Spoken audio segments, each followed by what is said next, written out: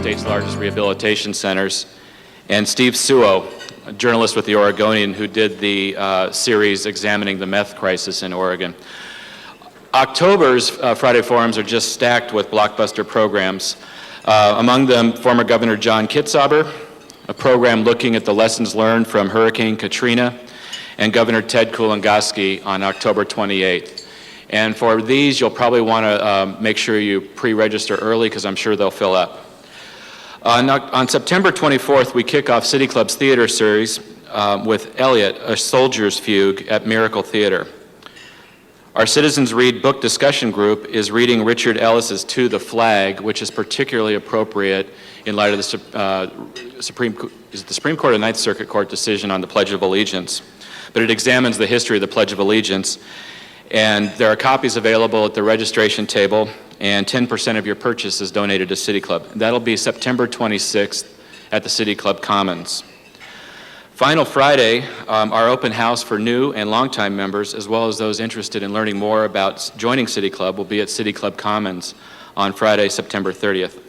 And on the weekend of October 15th and 16th, City Club members will go on a weekend trip to the John Day River Country. We'll be visiting the John Day fossil beds and the communities of Condon, Fossil, and Spray. We'll visit with leaders and residents of the John Day to build better understandings of the importance of the relationship between the Portland metro area and rural Oregon.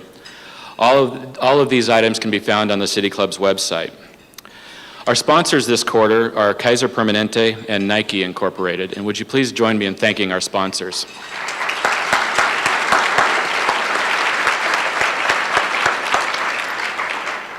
So to our program. Vicki Phillips came to City Club last fall, fresh in her new office as Superintendent of Portland Public Schools. She expressed vision and confidence as she took helm of the Northwest's largest public school district, but it was facing shaky finances, declining enrollment, and challenging federal and state mandates. Of course, that's changed since then.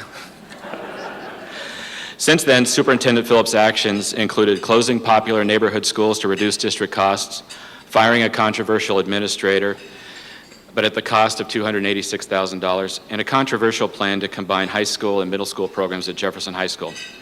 And that was just her warm-up. The 2005 legislature struggled just to end up with an education budget well below the documented need. It did not resolve long-term stabilization of public school finance. Meanwhile, Portland's school board decided not to seek a renewal of the local property tax levy, and the 3-year Multnomah County income tax expires next year with no replacement in sight. Finances aside, Phillips has been striving to increase student performance, close achievement gaps for minority students, and provide full-day kindergarten. So it's been a year now, Vicki. How's it going? Please join me in welcoming Vicki Phillips. Let me know if you need water. I'll be fine. Aside from almost tripping over my chairs, I got up. It's going well. Good afternoon. Thank you so much for the opportunity to stand before you again and to talk about what I at least think is our city's most precious resource, our children. You know, it must be in my blood because after a lifetime of working in schools, every fall I still get this enormous sense of anticipation and excitement as the school year starts. Like many of our students, I can hardly sleep the night before. And as I've worked with principals and teachers and staff to prepare, as I've visited schools and talked with students, and as I've experienced the smoothest school opening ever, or at least an amazingly smooth school opening, I've become absolutely jazzed. I think that Portland Public Schools is actually on a roll, and I want to spend my time with you today telling you why. A year ago, I stood before the City Club, new to Portland and little more than a month into my job. I had an agenda for change, to build on Portland Public Schools' strengths, and honestly, to clean up some of our weaknesses. Working hand in hand with the school board and with the support of thousands of teachers, managers, support staff, and principals, we've tackled many challenges head on. For example, we've built a leadership team that I now consider second to none. When I arrived, some critical jobs had been neglected and left vacant for far too long. Our students speak some 75 different languages at home, and every year more show up with limited English skills. and yet our schools had not hired an ESL director for 2 years. We need to be ever more creative in winning grants and outside funding, yet we did not have a development director. And central administration was not organized to reflect the true needs of our district and our schools. The capacity to support our core mission, teaching and learning, had been wiped out in the 90s as the first round of budget cuts all but eliminated our curriculum department. Our professional development for teachers, the training and support we provide to all of our staff, had become ineffective and all too often seen as a waste of time. We favored bureaucracy over positive action. Now we have a strong director of teaching and learning.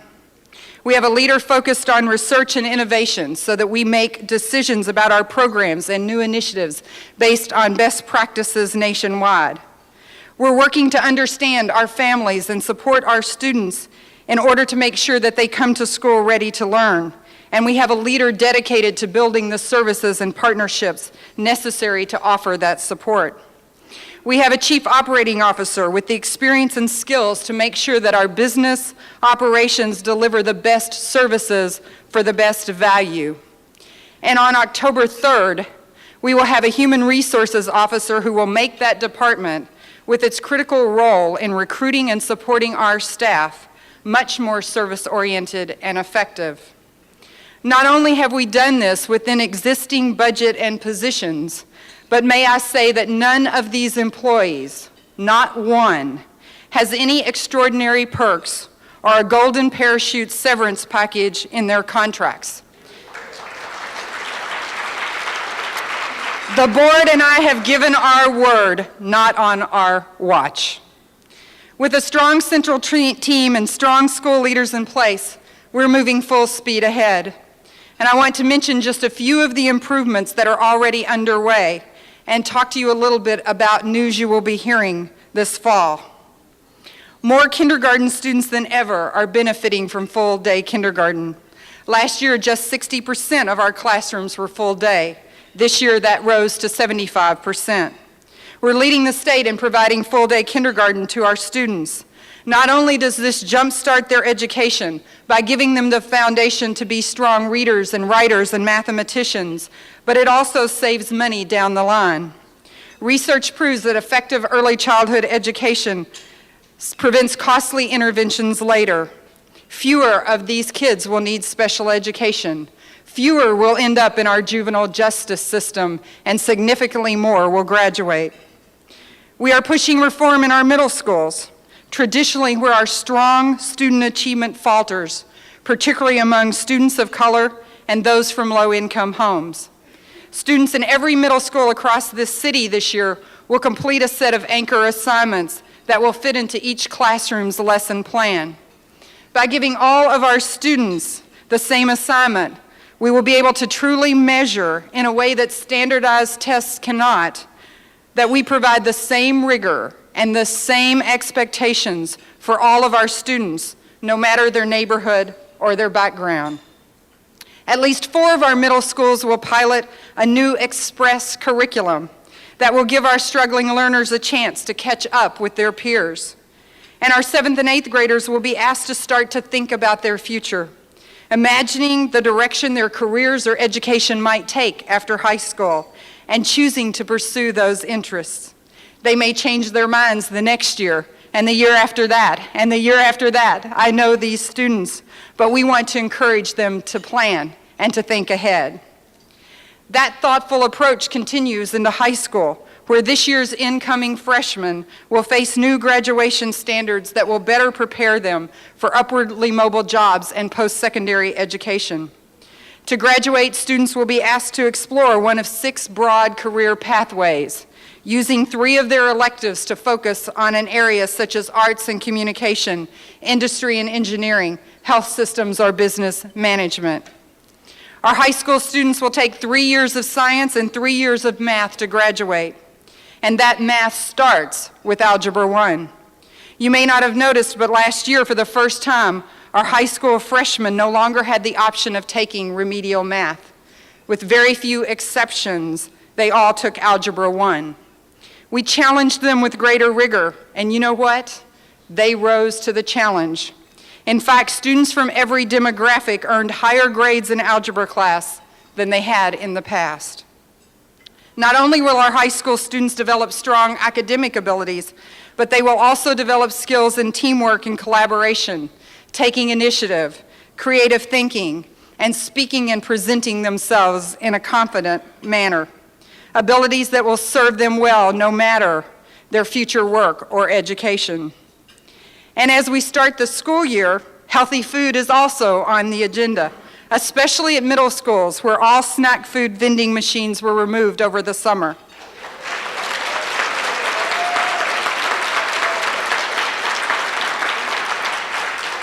Middle school cafeterias will no longer sell bags of chips or individual cookies, and they have banished branded foods such as Pizza Hut slices or Subway sandwiches, and unlimited fruits and vegetables are available at all levels and all meals. These are just a few of the improvements already underway, and we have only just begun. You know, the world is plagued with leaders who prefer to set expectations low and then exceed them.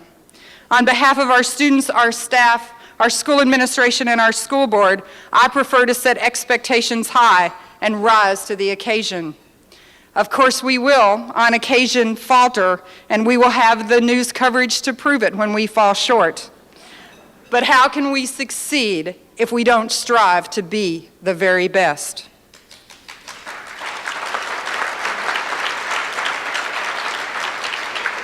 As one of our middle school principals said this fall, we've seen more work on curriculum and teaching in the last year than we have in the last 20 years. This fall, we will continue to push forward on a broad range of reforms in every area of the school district. We will continue to realign our administration to better support our schools. One meaning of realign is to straighten out, and you know that we will continue to straighten out some of the practices from the past.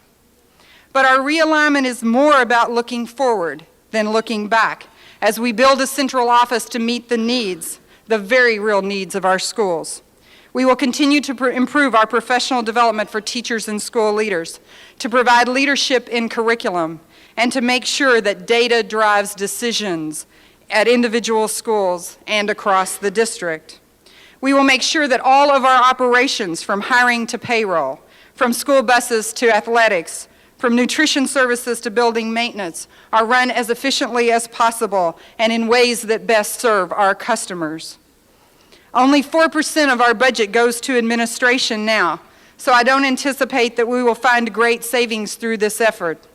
Instead, our focus will be on giving our students the tools to teach our children and allowing our school leaders, the principals, to focus on their work as educational leaders and not have their hands tied by bureaucracy. And we will make sure that the savings that we do realize are reinvested where it counts, improved teaching and learning. Members of the Jefferson Middle and High School design team will spend this fall in intensive research, site visits, and discussions as team members advise me on how to best serve our secondary students in the Jefferson neighborhood. Every option is on the table now, and I plan to make a recommendation to the board in December.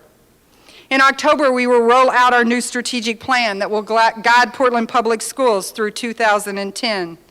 Thousands of people, students, parents, school employees, and community members have given us their thoughts on the task before us in the next 5 years and on the mission and core values that they believe should drive our work. We will work to increase the cultural proficiency of our school district, to make any progress closing the achievement gap.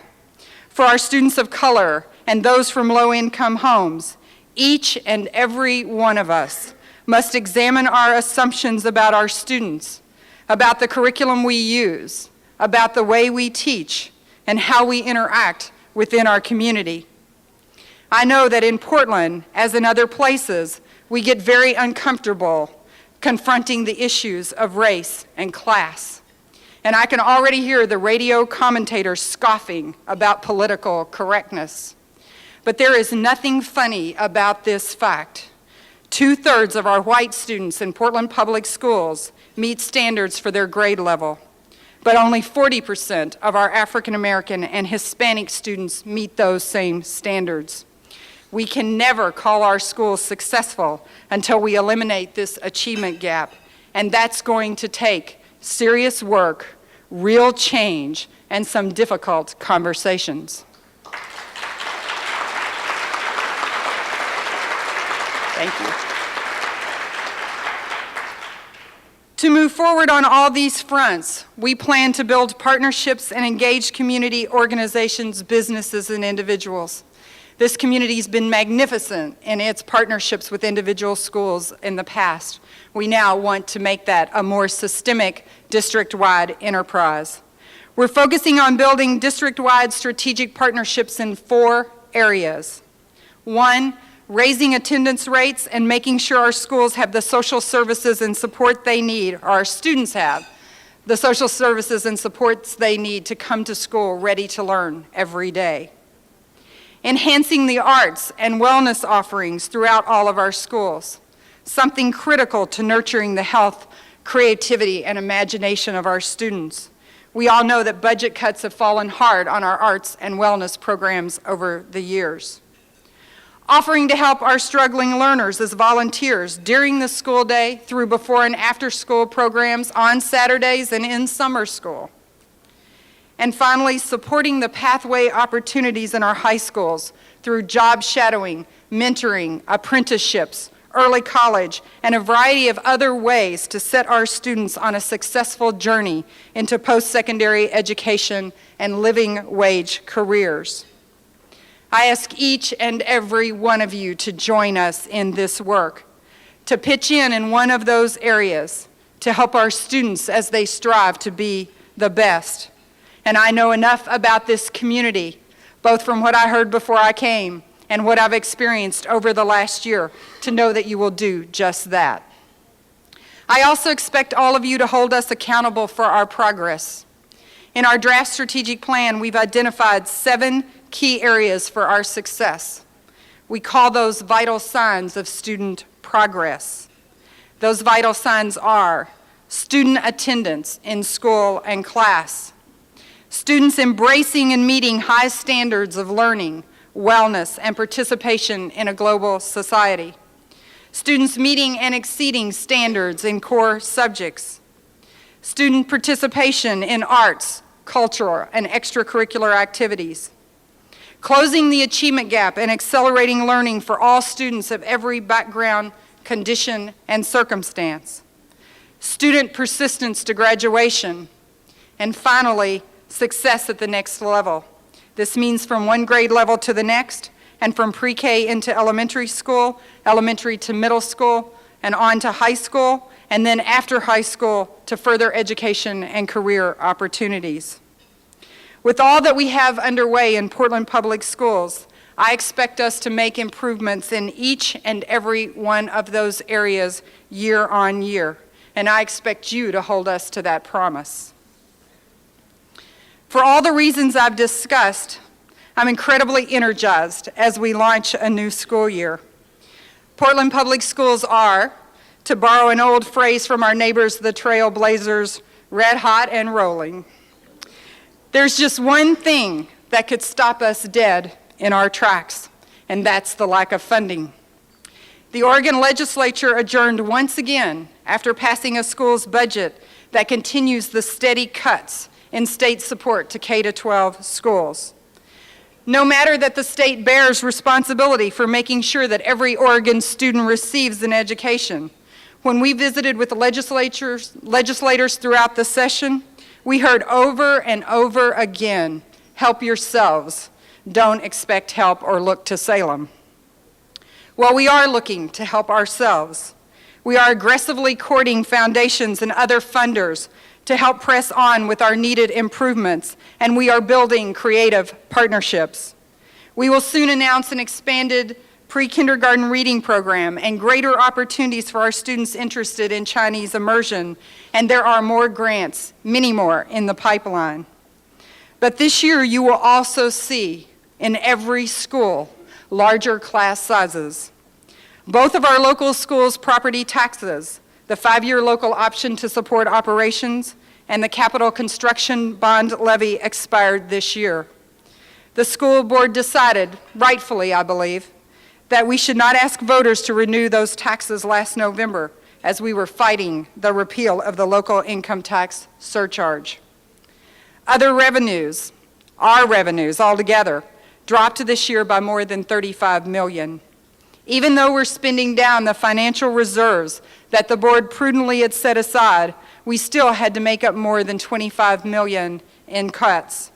$15 million in schools and $10 million in Central. We were forced to cut more than 250 jobs in our schools: teachers, counselors, educational assistants, librarians, support staff. The reduction in staff hurts. And while I'm incredibly proud of the way our principals and teaching staff have responded and their steady management through these cuts, there is no question that it makes the work we have to do harder every day and that our students' education is diminished. We cannot let this happen again. Next year, the 3-year local tax expires, and with it another $50 million in revenue for Portland Public Schools. Taking that level of reduction on top of this year's cuts would devastate our schools, and I doubt they would recover. But you know, our strategic plan is called Getting Results and Sustaining Hope for a reason. Because there is hope. The school board and I are working closely with leaders across the city and county and with superintendents from school districts in the Tri-County area to see if there might be a viable regional option to help schools in the Portland metropolitan area. There may be a regional funding measure put forward, or it may be more local, or even simply a Portland Public Schools measure. All the options are on the table, and no proposal has been made. I will tell you, though, that this board and I will never let cuts of this magnitude take place without giving the community a chance to help craft and then vote on a solution. And I ask every one of you here today to help us give our schools the financial stability they need to succeed. Our students and staff are doing their part. Achievement is rising, and we are confident that our community will continue, as it has in the past, to do its part. So as the school year begins, I'm fully aware of how much work needs to be done to keep our public schools going and moving forward. Portland is not just starting another school year. We're starting a year that I believe will mark a critical point, a critical turning point in our schools and in our community. We are poised to make great strides. We're rethinking how we teach children, further improving school district operations, and boosting achievement ever higher. We made gains across the board at every level last year, and we can do that again and again until PPS has moved from simply being one of the remaining good urban districts in the country to being one of the great districts, period. But we have a critical choice to make. Do we have the courage and the will to pay for the schools that our community deserves? That answer and the work that we will do together over the next few years will determine the health of our schools and our city well into the future. And truthfully, our kids are worth the fight. Thank you.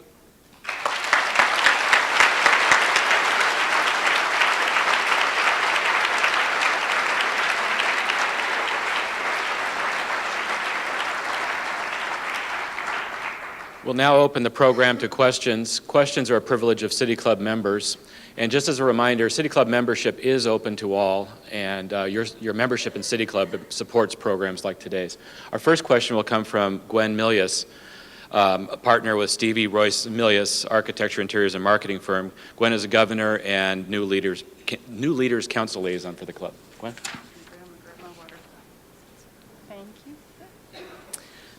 Dr. Phillips, thank you very much for your presentation today. I'm a product of Portland Public Schools, so although I don't have any children in the system, I am very interested in its progress and I'm following it very closely. I've become very aware of how expensive secondary education has become for the average American child, and I wonder how our school system is preparing students who are leaving and facing an increasingly expensive post-secondary system. What are we doing to help prepare them, especially those who, for either lack of means or lack of interest, are really not going to be able to attend college full-time or at all? And what real prospects in the workforce will these students face today? It's a great question. It's actually a piece of work that we are not only intensely interested and engaged in, but very committed to. As you heard me speak to earlier, we've significantly raised our graduation requirements so that first and foremost, all kids have the opportunity to actually be in post-secondary education.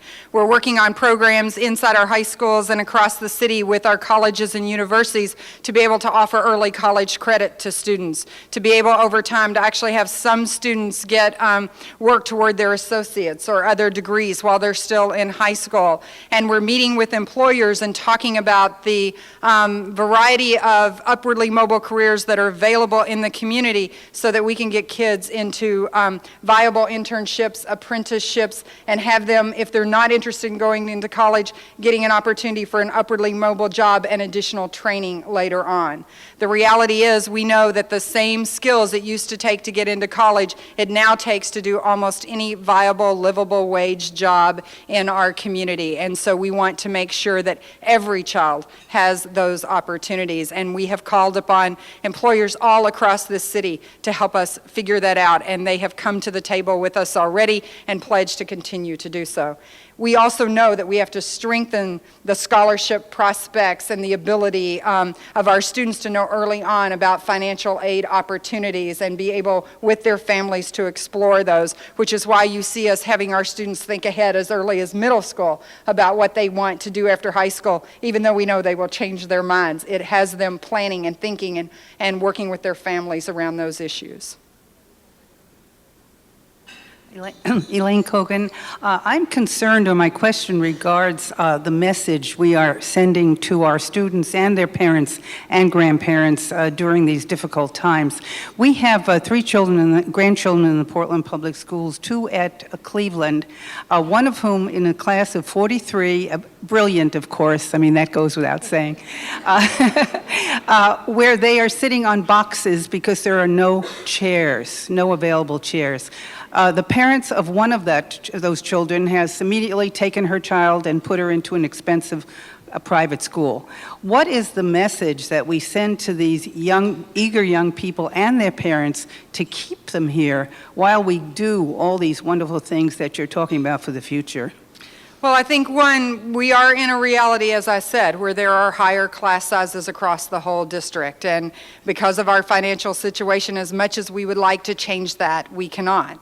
On the other hand, there are a couple of schools this year, and Cleveland is one of those, where the good news is that the enrollment is significantly up. And when enrollment is up by the degree that it is at Cleveland and a couple of other schools, we actually do add additional staff into those schools. And so our staff is working last week and this week to make sure that we know what the exact numbers are and that we make the allocations we need to make. But nonetheless, even when we do that, there will still be class sizes that are enormously high. I mean, we're working also to lower some of the class sizes in our kindergartens because we have kindergartens that have 29, 30, 31 students. We just can't be there. So we're using every available dollar that we have. We're looking where enrollment's up and down, but it takes us a couple of weeks to make sure that we have the numbers accurate before we make, obviously, shifts that impact on both schools and staff. Chris Allman. Portland Public has seen some shrinking enrollment and has had to close schools, while in the Beaverton School District it's bursting at the seams. Beaverton School District, which is where my kids attend school, is over 50% unincorporated, and one must need to ask whether a lot of families are seeking some of these unincorporated areas for cheaper taxes. This is creating conflict in terms of trying to raise funds for improving education regarding their own tax levy. My question for you is whether the legislative efforts that have done to halt these processes of annexation and or the lack of system development charges are hindering our process of regional ways to improve funding for schools. No, I'm glad you asked that question because it gives me an opportunity to do a couple of things, and one is to sort of debunk, if you will, a couple of myths. I mean, I think there's an impression out there that some part of our declining enrollment is really people fleeing the district. And the truth is, at this point, that's not the case, that we still have 80%, 85% or better of our students who are eligible to go to Portland Public Schools do. But what the issue around our declining enrollment, and then I want to come to your point about the legislature, is twofold.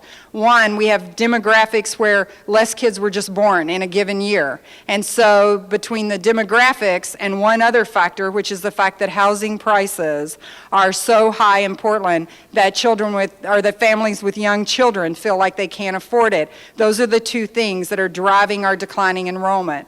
And our enrollment at this point will continue to decline until we're at about 43,000, 44,000, and we're now at about 48 or 49. So, we are going to continue to experience some decline and have to make some hard decisions related to that. It is about, high housing values and demographics. But you're right, the legislature is not doing very much, if not actually not doing much at all to help Portland or to help any of the other school districts across the state. And it's not just Portland, it's all the districts in Multnomah County, it's rural districts in other parts of this state. I mean, the legislature's actions on both the economic and the education front, at least from my perspective, I would like to see change. And I think that, we have to, over the next 2 years, build the momentum to help them make that change. Good afternoon. I'm Mary Lou Henrich, City Club member and Executive Director of Community Health Partnership, and have talked to you at the school board before about wellness policies, and really do applaud the changes in the middle schools, but we've got the high schools, and there are still a lot of other issues around physical education that need to be addressed. So my question, but I want to say one little plug, I guess, here is that I have decided I'm going to run for District 46 in this coming season, because I think the legislature has to deal with this. And I promise that if I get elected, I'm going to do something down the road with partnership, and we're going to do something. But the bottom line is that I'm really concerned, and I'm very pleased to hear your listing that had wellness several places today. So I'm just wondering what you're going to do in terms of moving the Wellness Advisory Committee forward. Right, the nutrition pieces that I just spoke to you about, those improvements are just the first of a larger set that we intend to do, and we have formed a wellness committee to help guide, or we're in the process of forming that, to help us guide a pretty significant shift in our policy. So you will be hearing more about that all this fall, and people will have a chance actually to weigh into those decisions. But we absolutely couldn't agree more about the nutrition issues and are committed to that. The other thing that we're doing is we're starting to look at, if we want Portland to be the kind of viable district that offers a rich array of opportunities for kids, not just in the core academic areas, but also in art and music and wellness programs, and we want those to be as core as the other areas, then we have some work to do to begin to restore our capability to do that. And we are working with both staff inside and with a board committee to look at what it will take us to get there, and to begin to present to the community what a good core in every single school across this city would look like, and to start to make as much move as we can in the meantime toward that. I'm Amelie Diamant Holmstrom. I just came out with a book series called The Courtship of Life, and the second book is dedicated to education, Destined for Greatness. I would like to congratulate you on the good job you've done so far and wish you well on your way for the future. What I would like to suggest on the vital signs is that we make one more category for the very bright child, because these are our coming leaders and they need special attention just as much as other groups. So this is my hope. Thank you. Thank you, and I might not have stated it as clearly as I should have, but one of the vital signs talks about not only closing the achievement gap, but you're absolutely right, accelerating learning for all students. And we want to be able to make sure that our students not only meet, but have an opportunity to exceed standards, and we are working toward that, including looking at more challenging work in the middle and the high schools, and making sure that we're thinking, as we think about research and innovation, that we're paying attention to how we get that challenge, as well as how we help our struggling students. It's a great point. Kurt Wavering, member. The federal government has traditionally been a minor partner, let's say, in education, both in funding and direction. No Child Left Behind sort of has changed that role somewhat, although it's something of an unfunded mandate. Could you tell us what impact that has had on our district and what you would like to see changed in it? Well, it's had enormous impact, I think, on districts across the country as we're all striving to meet those academic targets about, bringing all kids to standards, and in particular, making sure that kids that historically haven't done well come to standards. And I think most educators across this country applaud the federal government for having that as its core. But like any new policy, there's problems in the implementation and the detail, and one of those is most certainly the funding. The second is not accounting for any kind of growth that schools might do. It's an absolute target, not whether we've grown from year to year. And we have some schools in Portland that didn't meet their targets this year but made unbelievably incredible gains and ought to be celebrated because we're confident they're going to keep making those gains. And certainly there's issues around our ESL and special ed kids and how that works. And the biggest issue you've identified is absolutely on the mark, which is asking us to do a great deal more with not much more assistance. I'm Deborah Harris. I'm a pending City Club member. So All right. today. So I'm legal to ask a question. Thank you very much. Superintendent Phillips, you noted that you were in your strategic plan, to reach out to the African American community and to help the students, and those there 40% that you had noted. What plan is in place to assure that the African American community voices are heard? We feel that we're being heard, but oftentimes we feel that no one is really listening. So what plan is in place to assure that the community is actually listened to? Because in order to put a plan in place, we have to know what the needs and concerns and the issues are in order to address them. So can you share that with? Well, I can give a couple of examples. The group that's guiding and advising me on the redesign of the secondary schools in the Jefferson cluster, meaning the middle and high schools, is a community-based group that includes certainly teachers and students on it, but also includes parents, community activists, communities of faith. It includes business leaders from the African American community, and they are guiding this work all fall and sort of advising me on what the recommendations should be in our schools that have historically had the lowest performance. The second thing you heard me talk about is our plans to really increase all across this district our staff ability in terms of cultural proficiency and our ability to have those hard discussions so that we are, in fact, listening. But I think the most important thing, at least from my personal observations having been here a year, is that whatever we decide, we also have to act upon. We have made many promises across the years, and I am not going to take any responsibility for those promises because they weren't mine, but we have made many promises and not kept them. And I think whatever we decide this fall going into next year, we have to make it happen for the sake of kids as well as for the sake of the whole community. Okay, we'll hold you accountable for that. Thank you. You do that.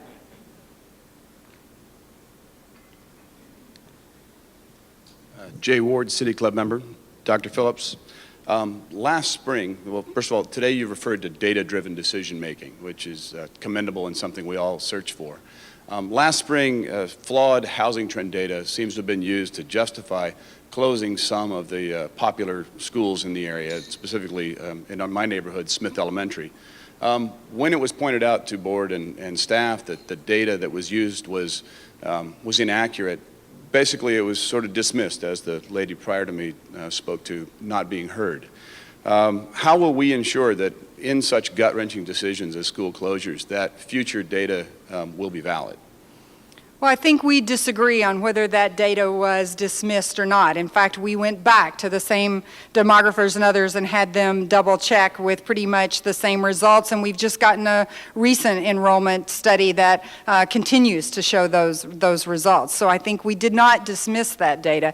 But we also used a lot of other data in making those decisions. So it wasn't just, one piece, it was others. But, again, I would hope that while we may disagree on some solutions, that, you continue to ask the hard questions, because I don't think that, sometimes when we make a different decision, it appears as if we didn't listen because the decision is not what you would hope it to be. And I know how painful school closures are. At the same time, we have to be aware of that. You have to continue to ask those hard questions and keep our feet to the fire, because we are committed to accurate, fair, straightforward data.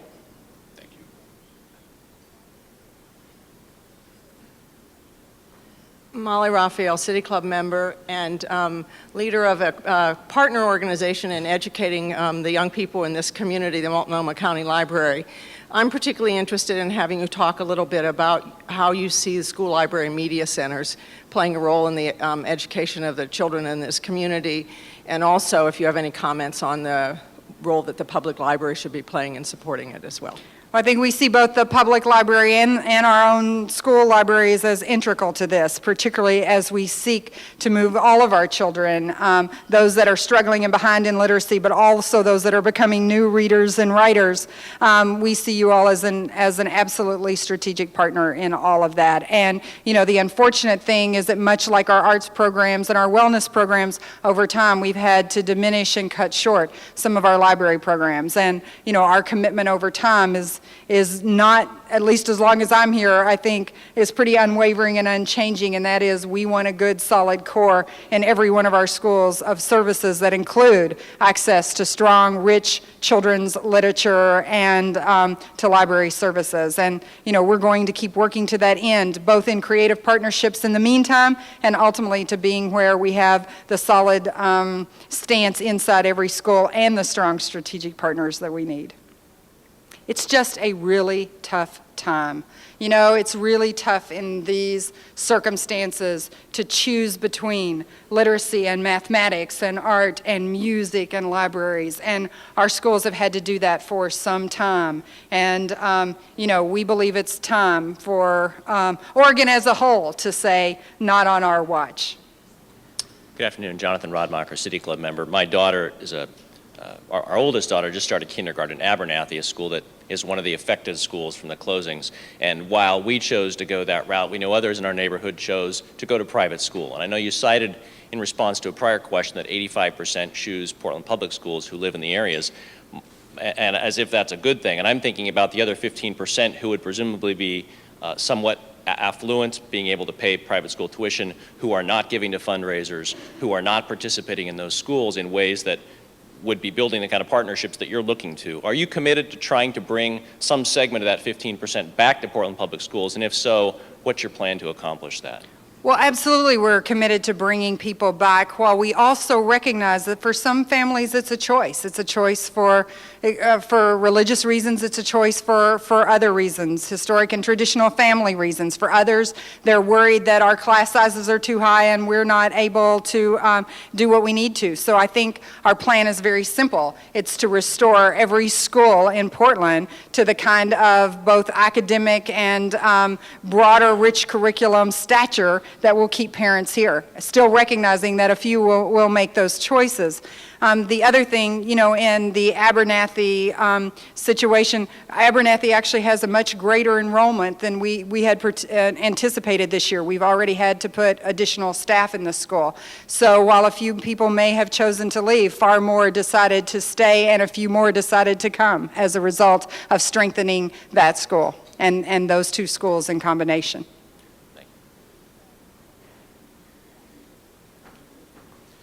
Chris Smith, City Club member. Dr. Phillips, I want to compliment you for doing a lot in your first year to restore faith in district administration in the community. I think that's very important. Of course, closing neighborhood schools, kind of on the other side of the ledger on that equation. And I'm personally a neighborhood activist, and I think of neighborhood schools as a critical piece of neighborhood infrastructure. We ask you to focus on educational attainment, and that isn't necessarily in alignment with a neighborhood goal. And the question I want to ask is, could we reconceptualize the role of the school a little bit and say that, yeah, the school board needs to worry about educational attainment, but maybe the city needs to worry about having a neighborhood school and having that be that piece of infrastructure. And maybe as the city has taken on some of the security responsibilities for the school, the city could also take on some of the infrastructure responsibilities and maybe bring some dollars that aren't currently available. Is there any kind of thinking or along those lines going on? Well, we're certainly talking to the city about all kinds of ways to partner and strengthen with them. But you know, the reality of Portland, whether we like it or not, and whether I like making those decisions or not, is that we have seriously declining enrollment. We have for years, which means that we need to use fewer buildings and we need to keep strong schools at the same time. And I think the school board and I have, again, an unwavering commitment to having accessible, strong neighborhood schools. But we also have to make that commitment within the reality of our enrollment and our financial conditions, and even when we grow, we have to do that. Because to do otherwise will send Portland the way of many other urban districts who refuse to make those tough decisions and who just let all of that stuff sit because they didn't want to take it on for one reason or another, and because it hurts to take it on. It hurts families, it hurts us.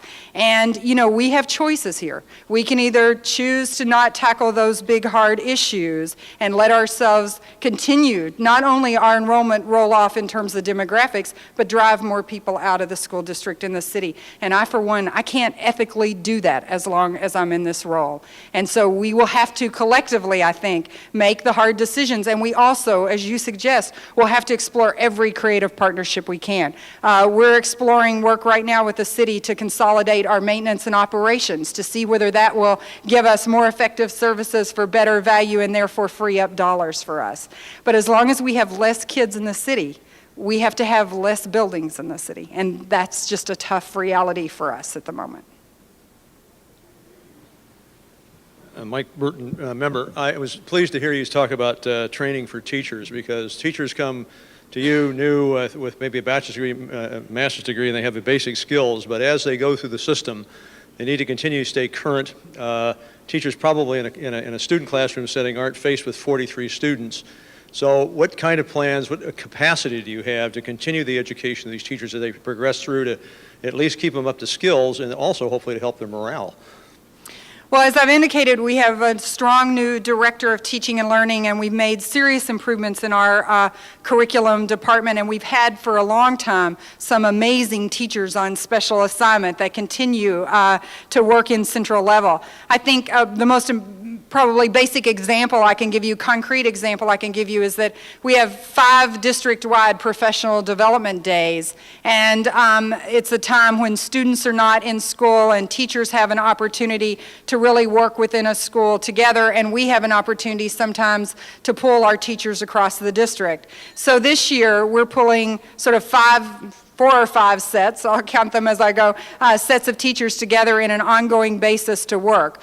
First, our full-day kindergarten, actually all of our kindergarten teachers are coming together. In fact, they came together this summer in some voluntary institutes. They came together for a day and a half at the beginning of the school year, and they're coming together on every one of those days to make sure that they understand the new standards we're asking of kindergarten students, how good is good enough, and to make sure that they get the tools and the training and the support. We've been adding new curriculum and instructional materials and making sure that they feel comfortable using those.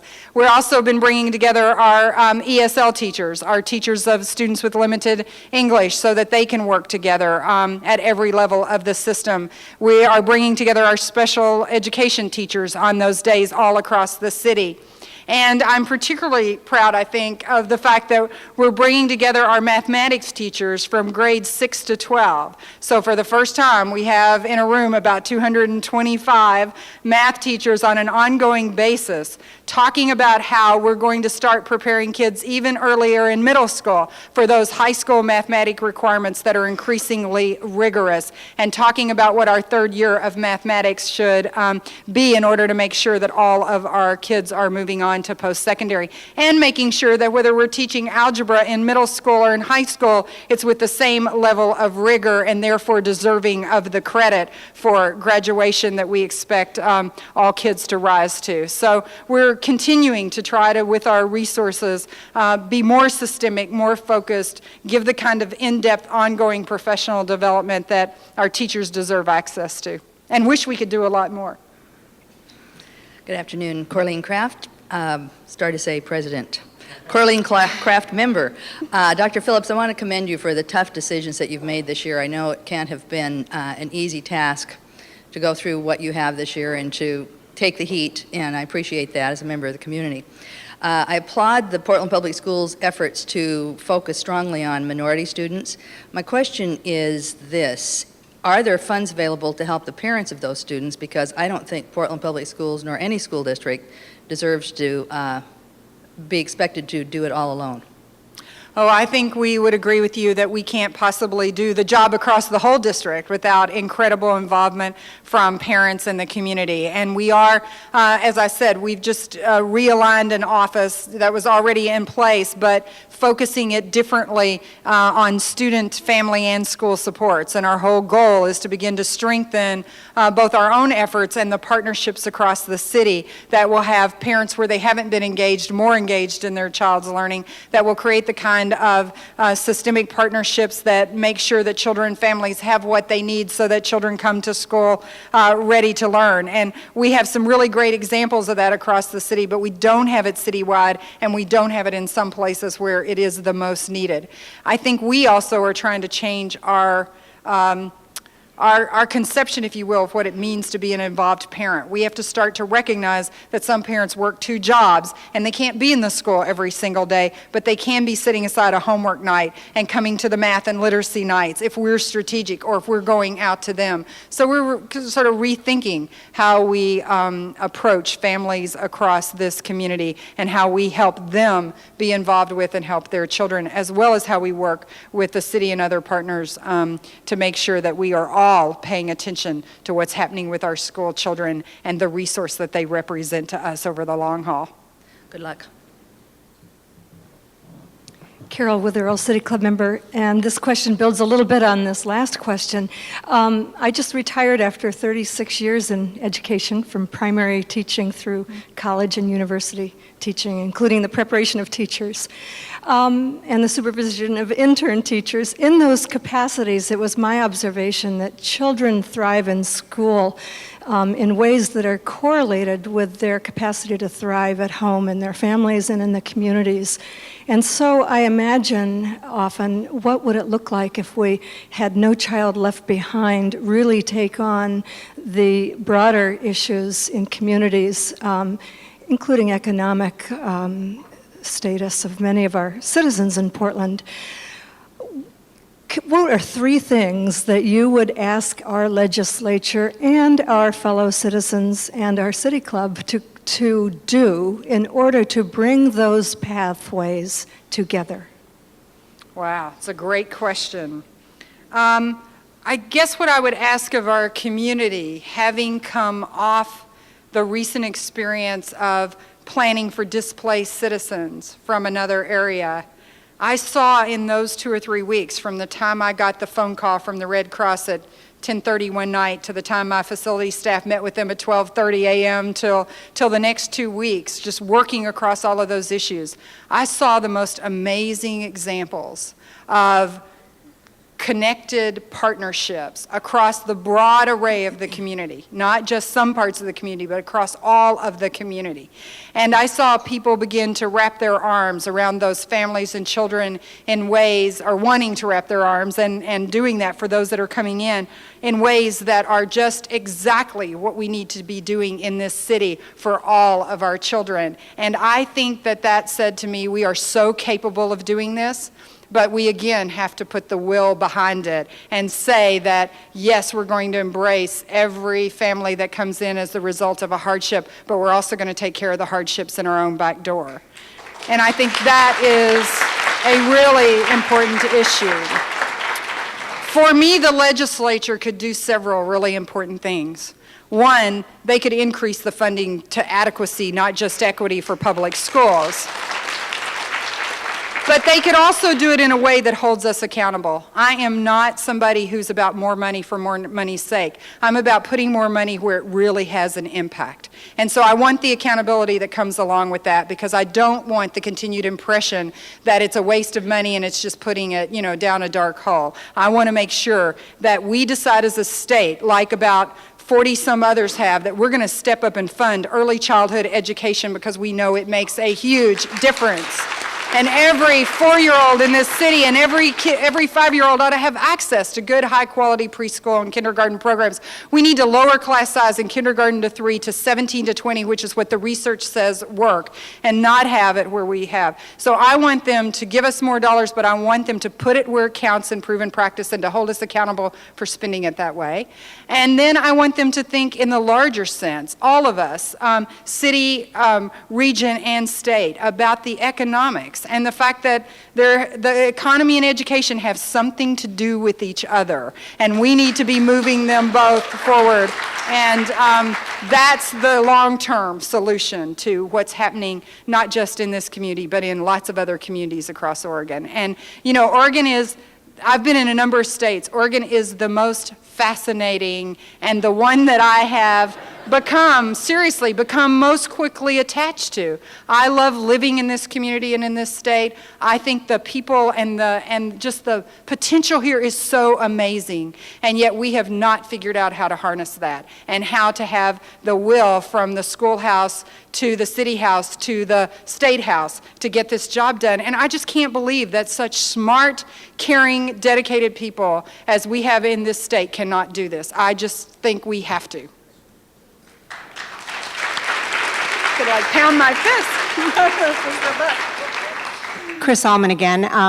Your responses to your last two questions are a natural segue for my next question. And this is with my hat of being on the Early Care and Education Committee, Research Committee here for Portland City Club. My question is twofold. How do you view, with limited resources, the priorities for getting kids ready to learn of funding either full-day kindergarten versus potentially universal pre-K, one, and number two, with shrinking tax collections from our corporations going down from 30 years ago, 18% to 5%, what do you see about the potential of having a dedicated corporate income tax toward education? Well, I think, one, in terms of how we see those competing priorities, they're like the other things I mentioned earlier. It's unconscionable almost to have to make decisions between good preschool, high-quality preschool for 4-year-olds and full-day kindergarten for 5-year-olds. And I think what we've tried to do in the last year is increase our full-day kindergartens, increase preschool where we could, and partner with other entities that are strong preschool providers. And we're going to keep doing that, but our ultimate goal has to be the same: strong early childhood education that includes preschool for all at-risk 4-year-olds, full-day kindergarten for 5-year-olds, and lower class size in K to 3, so that kids get more of a teacher's time and attention they need. And then in terms of how I feel about a corporate tax or any other tax, it's kind of like when I was the state secretary in Pennsylvania and we were making a huge new investment, or the governor was demanding a huge new investment in education at a time when every other state, including this one, was cutting school days or potentially cutting school days and all those things. I kept saying to people, my job is not to decide what that revenue source is. My job is to educate children, but we have to figure out a way to have the right revenue sources there. And in the end, it is to the city leaders, the county leaders, and the legislature to decide what those are. But we cannot shirk our responsibility for that, whatever multiple sources it takes. And I think in the main, in Portland, whatever tax and other things aside, I'm so proud of the way our business community continues to support our schools and have seen them, experience them stepping up time and time again for me this year and for our kids. Ginny Peckinpah. My question really comes out of your statement a minute ago about harnessing the potential in this community. I work with higher ed around the state on issues of civic engagement and community-based learning. And I know I haven't seen the latest iteration of the strategic plan, but in the last one of the top goals was 100% of students in Portland Public Schools being involved in a community-based learning experience. And what I see from my work in this area is incredible potential not only to deepen the learning of students, to engage the community, and to really bring to life the educational process for students at all levels in K-12. So I'd like to hear from you what the plans are, I know with staff changes, to move that piece of the agenda forward. Oh, I think we are, continue to be committed to having our kids deeply involved in and, experienced in the community. And one way we're working on that is through our new, kind of pathway requirements to have kids out there getting many of those experiences. And, our students themselves have been a strong voice in the strategic plan. A couple of those vital signs are there because they demanded it, which is very cool. And I think one of the things we want to do is strengthen student voice in this community and in our schools across the board. We have some, again, great examples of it, but not anything that is systemic or where people could say that our youth really are making themselves, loud and clear about what they care about as well. And I think the work the mayor's trying to do, the work the district is going to do, we're going to work in every way we can to strengthen it and to get them deeply involved in the community. I'm afraid that's the time we have for our program today. Vicki, thank you very much for coming.